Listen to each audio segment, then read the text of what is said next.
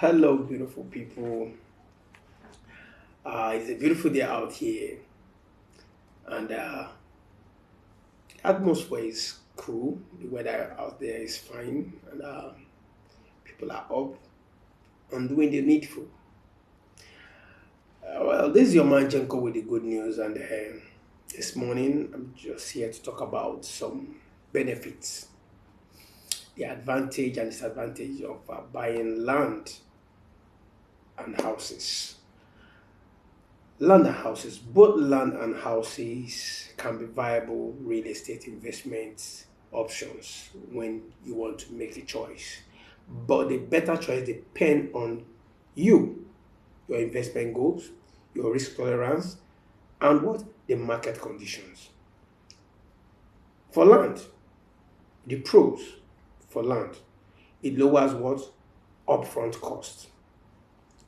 It has good potential for long-term appreciation. There's flexibility for future development.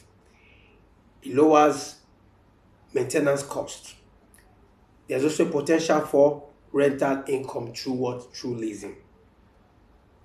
And the disadvantages, it can be sold quickly. Yes, you might say why. It happens. The market instability.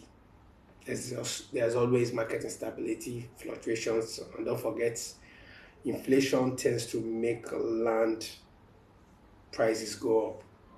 You know, there's volatility, zoning, and regulatory risk. These are one of the disadvantages of what lands and the environmental concerns. For houses, the advantages, it increases rental income potential. It has a faster liquidity. It can be sold quickly and be exchanged for value. It has what? It has great potential for short-term appreciation. And it can also help you to cut tax benefits. Now, it also it also has a physical and it's also a tangible. Yeah, it has a physical asset and a tangible value. Land has a physical asset and a tangible value. Not saying that not saying that house doesn't have, both has that. Now the disadvantages of houses: higher cost upfront, maintenance and property management expenditure, market fluctuations, tenant vacancies, and rental income risk. And there are factors also to decide between both if you have to. Which one? The investment horizon. Land investment often require a longer term what perspective. So when you're buying land, you're already envisaging a long-term investment, ideal for what sometimes land banking. So you check where the city stops, where the development stops. From there, you buy your next land, anticipating government interest and development. That's where the city kicks off. So it's a long term, it has a long, you must have a long-term perspective in mind when you're buying landed properties. There's a risk tolerance. Houses provide more immediate cash flow, but comes with what? A high risk, management risk. The market conditions. Local market demands, growth, and zoning regulate what? Both options. These factors regulate both options. And fourthly, financial resources. House typically require more significant upfront investment. Fifthly, number five, diversification. Consider a balanced portfolio with both land and what? Houses. Now for general guideline for you who want to invest. For beginners, houses might provide you more immediate return and familiarity. For long-term investors, land investment can offer significant what? Appreciation.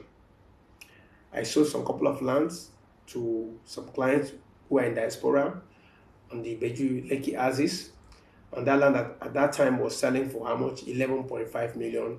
And she didn't actually, she wanted to buy a half plot, but I encouraged her to buy a full plot, which she did. And within 3 months, boom, the coastal line was launched and it passed in front of that estate, and the land appreciated immediately to what? 18.5 million.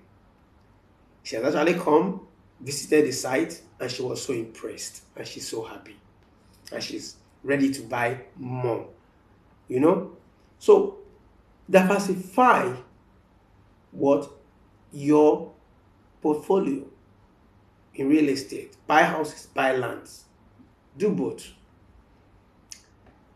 Now, the risk adverse investors, houses provide more tangible assets and rental income.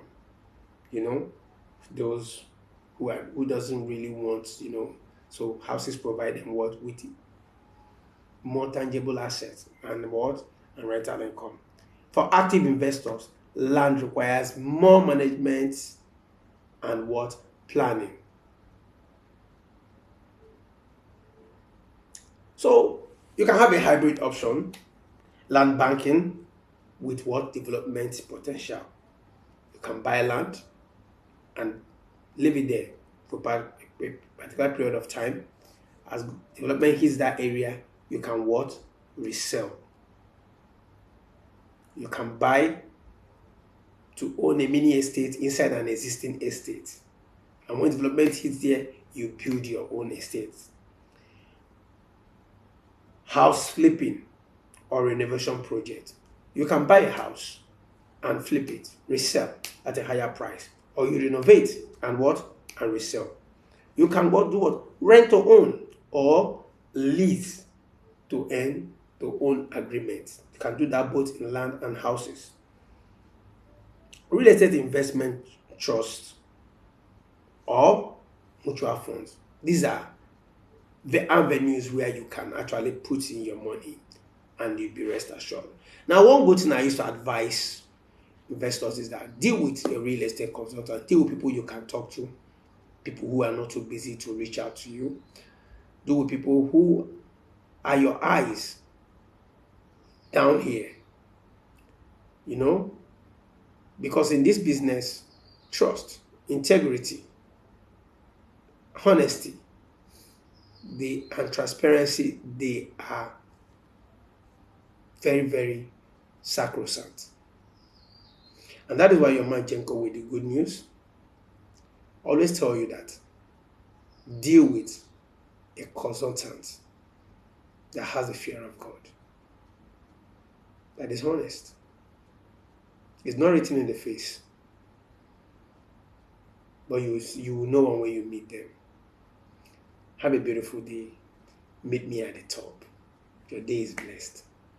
Your man Jenko with the good news.